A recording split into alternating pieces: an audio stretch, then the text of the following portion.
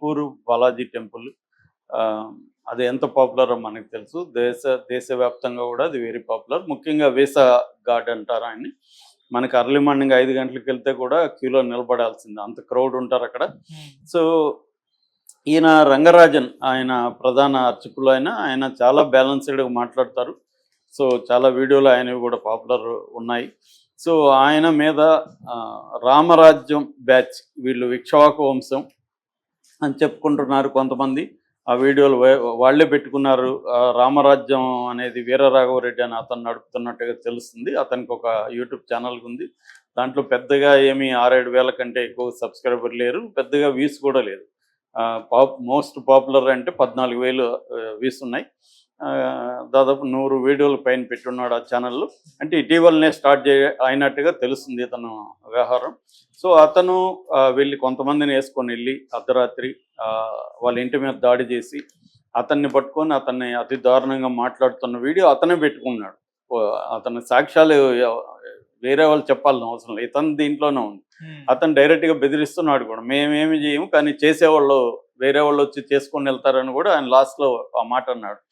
దాని తర్వాత కొంతమంది వచ్చి ఈయన్ని దాడి చేసి కొట్టి ఇతని కొడుకును కొట్టారని చెప్పి ఆలయ managing committee chairman M V Soundararajan public press note ఇచ్చాడు, ప్లస్ పోలీస్ కంప్లైంట్ కూడా ఆయన ఇచ్చాడు. సో జరిగింది ఏంటి అనుకున్నప్పుడు ఈ రామరాజ్య స్థాపన కోసం సైన్యాన్ని ఏర్పాటు చేయాలని ఒక బ్యాచ్ అనుకుంటుంది. ఆ బ్యాచ్కి నాయకుడు అంటే వీరరాఘవరెడ్డి. ఈ వీరరాఘవరెడ్డి ఇక్ష్వాకు వంశం నాదే అని చెప్తున్నాడు. మామూలుగా అతను రెడ్డికి ఇక్ష్వాకులకి ఏందో, మామూలుగా అయితే ఇక్ష్వాకు వంశం అనేది క్షత్రియ వంశం, కానీ ఇతను ఏదో ఇక్ష్వాకు వంశం నాదే అని చెప్తున్నాడు.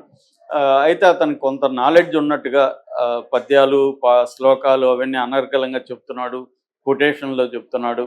భగవద్గీత గురించి అదేదో 4వ అధ్యాయం శ్లోకం 7, 8 అంటున్నాడు. ఇలాగా చెప్తున్నాడు. రాజ్యాంగంలో మాకు సపరేట్గా ఇక్ష్వాకులకి ఇది ఉందని నమ్మిస్తున్నాడు. అతను నిజంగా నమ్ముతున్నాడా? రాజ్యాంగంలో ఇక్ష్వాకుల గురించి ఎందుకుంటుంది కానీ మాట్లాడుతున్నాడు. ఈయన్ని చాలా దారుణంగా అవమానకరంగా మాట్లాడి అసలు నీకేమి తెలియదు, నువ్వు పనికిమాలినోడివి అని చెప్తున్నాడు. ఆయన పాపం అవమానకరంగా ఆయన వీళ్ళ దాడులకి భయపడి సైలెంట్గా ఉండిపోయాడు తలంచుకొని. ఆయన ఏదన్నా సమాధానం ఇవ్వాలంటే కూడా నోరు తెరవద్దు అన్నట్టుగా ఇతను బెదిరిస్తున్నాడు.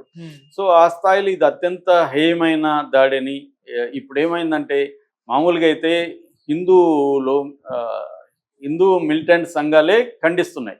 నేను ఇందాక వీడియో చూశాను, అందులో బజరంగ దళ నాయకుడు శ్రీరాములు అని ఆయన దీన్ని దారుణంగా ఖండించి ఇతన్ని అరెస్ట్ చేయాలి, ఇతను వెనక ఎవరన్నా ఉంటే వాళ్ళని కూడా ఫైండ్ అవుట్ చేయాలి అని ఆయన డిమాండ్ చేస్తున్నాడు. అంటే మామూలుగా మనకి హిందుత్వ వేరు, హిందూ వేరు, ఇది చాలామందికి తెలియక కలిపేస్తుంటారు. హిందుత్వం అంటే కమ్యూనలిజం, రిలీజియస్ ఫండమెంటలిజం. కమ్యూనలిజం అనేది మతతత్వవాదం. మతం వేరు, మతతత్వవాదం వేరు. కమ్యూనలిజం లేదా మతతత్వవాదం అంటే అర్థమైందంటే మతాన్ని క్రైటీరియాగా తీసుకొని తన మతమే గొప్పది, తన మతానికి భిన్నంగా ఉన్నవాళ్ళు మనుషులే కారు, అసలు వీళ్ళని కొట్టాలి, చంపాలి, నరికేయాలి, వీళ్ళకి ఏ రకమైన ఫ్రీడమ్ లేదు, ఉంటే మా మతంలో ఉండు లేకపోతే వెళ్ళిపో అని చెప్పే ప్రధానంగా ఇలాంటి డాక్ట్రిన్ అంటారు దీన్ని. ఇలాంటి డాక్ట్రిన్ ప్రచారం చేసే వాళ్ళని మతతత్వవాదులు అంటారు. వీళ్ళు అన్ని మతాల్లో, హిందూ మతంలోనే కాదు ముస్లిం మతంలోనూ ఇలాంటి కమ్యూనలిజం, ఇస్లామిక్ కమ్యూనలిజం ఉంటుంది, క్రిస్టియన్ కమ్యూనలిజం ఉంటుంది. అట్లాగే ఈ దేశంలో మెజారిటీ హిందుత్వం కాబట్టి బీజేపీ కానీ దానికి ముందు పుట్టిన ఆర్ఎస్ఎస్ కానీ వీళ్ళు దీన్ని ఒక ప్లాన్డ్గా హిందూ మతతత్వాన్ని తీసుకొచ్చారు. వాళ్ళ సావర్కర్ 1932లోనే ఆయన హిందుత్వ హూ ఈజ్ హిందూ అనే బుక్ రాశాడు. హిందుత్వ అనేది అప్పటికే ప్రచారంలోకి తీసుకొచ్చారు. యాక్చువల్గా ఈ మత దీనికి వెళ్తే మన దేశాన్ని ముస్లిం రాజులు చాలా దాదాపు 7 ఏళ్ళు పరిపాలించిన అప్పట్లో హిందూ ముస్లిం డివైడ్ అనేది వెరీ వెరీ రేర్. వాళ్ళు నిజానికి హిందూ స్త్రీలను పెళ్లి చేసుకున్నారు, అక్బర్ లాంటి వాళ్ళు. వీళ్ళు అది మన దేశంలో కలిసిపోయారు వాళ్ళు. కానీ బ్రిటిష్ వాళ్ళు ఎప్పుడూ కలవల, వాళ్ళు అవుట్ సైడర్స్గా ఉన్నారు. ఈ దేశాన్ని వాళ్ళు తమదిగా ఓన్ చేసుకోలేదు. ఇక్కడ నుంచి సరుకుల్ని కావచ్చు, సంపదను కావచ్చు పట్టుకుపోవాలనే దీంట్లో ఉన్నారు, కానీ ఇక్కడ నివసించాలనేది వాళ్ళకి ఎప్పుడు లేదు. ఈ సమాజంలో కలవలేదు వాళ్ళు ఏం చేశారు, ఇక్కడ వ్యాస్ట్ కంట్రీ కాబట్టి దీన్ని కంట్రోల్ చేయాలంటే విభజించి పాలించనే సిద్ధాంతం, డివైడ్ అండ్ రూల్ అంటారు. డివైడ్ అండ్ రూల్, ఐక్యమత్తంగా ఉంటే మనల్ని బతకలేము ఇక్కడ అని చెప్పి 1758 నుంచి 1947 వరకు వాళ్ళు పరిపాలించారు. ఆ కాలంలో వాళ్ళు ఏం చేశారంటే ఈ డివైడ్ రూల్. సో 1909లో వాళ్ళు సపరేట్ వీళ్ళకి ఎలక్టోరేట్ ఇది పెట్టారనమాట. ముస్లిమ్స్కి హిందూ సపరేట్ పెట్టి, అట్లాగే 1932 అక్కడి నుంచి వాళ్ళు చీల్చుతా వచ్చారు. మత కలహాలని, మతాల మధ్య ఇది పెట్టుకుంటూ వచ్చారనమాట. కులాల మధ్య కూడా వాళ్ళు అలాగే పెట్టారు. అలాగే పెట్టి 1947కి వచ్చేసరికి పార్టీషన్లో పెద్ద ఎత్తున వైలెన్స్ చోటు చేసుకుంది. వాళ్ళు దాన్ని కూడా శాంతియుతంగా చేసి ఉండొచ్చు కానీ చేయలేదు. దాంతో పెద్ద ఎత్తున వేల మంది, లక్షల మంది నిరాశ్రయాలు, వేల మంది, లక్షల మంది చనిపోయారు. దాని మీద పుస్తకాలు అవన్నీ కూడా వచ్చాయి.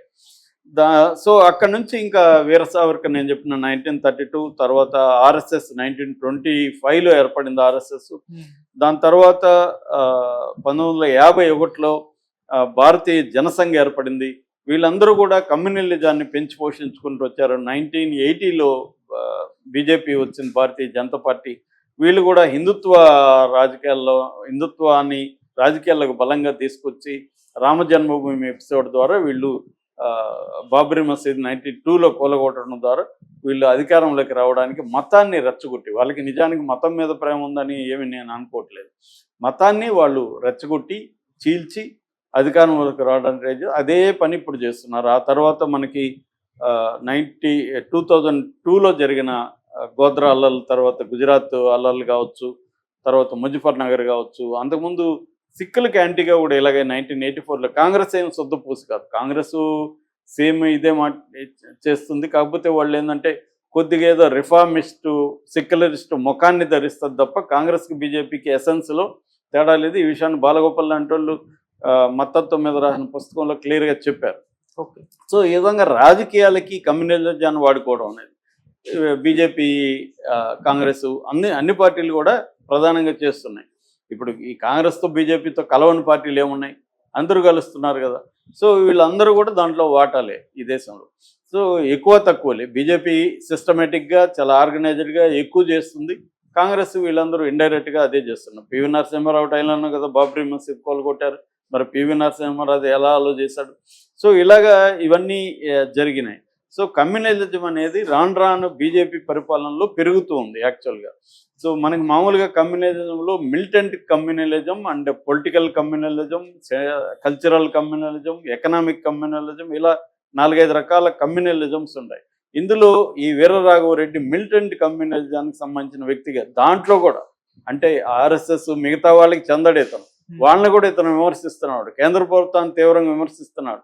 న్యాయ వ్యవస్థను తీవ్రంగా, న్యాయ వ్యవస్థ తోలు తీస్తానని చెప్తున్నాడు ఇతను. మరి ఇతను తోలు న్యాయ వ్యవస్థ తీయాలి ఇప్పుడు యాక్చువల్గా అయితే. ఎందుకంటే ఇతను క్రైమ్కి పాల్గొన్నాడు, రెచ్చగొడుతున్నాడు. ఇతని మీద నిజానికి తీవ్రమైన సెక్షన్లు పెట్టాల్సిన అవసరం ఉంది. ఇతని మీద ఉపాధి లాంటి చట్టాలు ఇతని మీద పెట్టాలి యాక్చువల్గా. ఎందుకంటే ఇతను యాక్షన్లకు దిగాడు. ఒక ప్రముఖ దేవాలయం పూజారిని ఇలా కొట్టగలిగాడంటే ఇంకా వేరే హిందువులకు భద్రత ఏముంటుంది?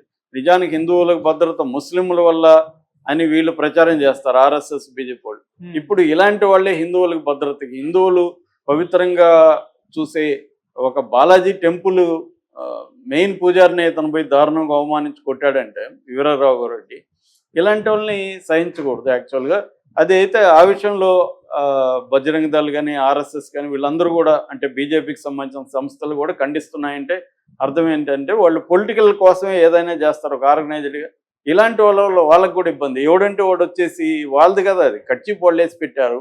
ఇప్పుడు దాన్ని వచ్చి వేరే వాళ్ళు లాగాడు. నేను ఒక సీట్లో కర్చీఫ్ వేసి పెడితే వేరే వాడు వచ్చి కూర్చుంటే వాళ్ళకి ఇబ్బంది కదా. అది వాళ్ళకి ఇప్పుడు వాళ్ళకి ఫీల్ అవుతున్నారు.